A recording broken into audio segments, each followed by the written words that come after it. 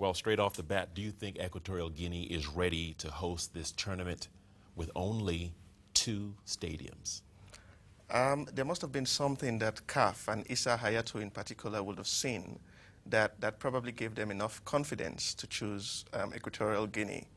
I would imagine that it would leave a bit of a bitter taste in the mouths of certain people that it had to go to a country that was disqualified in the preliminary rounds because they had fielded an ineligible player. Do you think that's fair?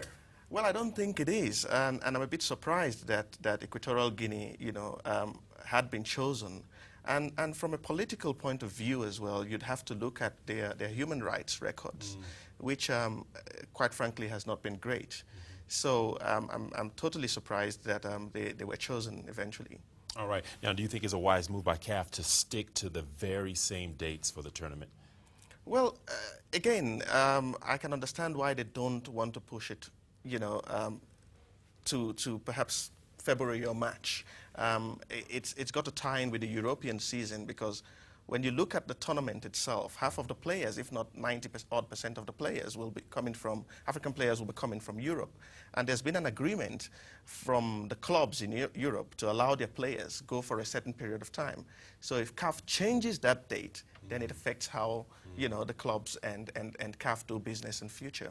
Okay. Now, Abiye, could you speak on the possible success or failure of this tournament in terms of attendance? How do you think the football fans will take this tournament? Africa is football mad, so I don't imagine that it will be a problem for the fans. My worry is exactly what you said at the beginning around, them having just 2 stadiums to host this tournament. How that is going to happen is just, mind-blowing, to be honest.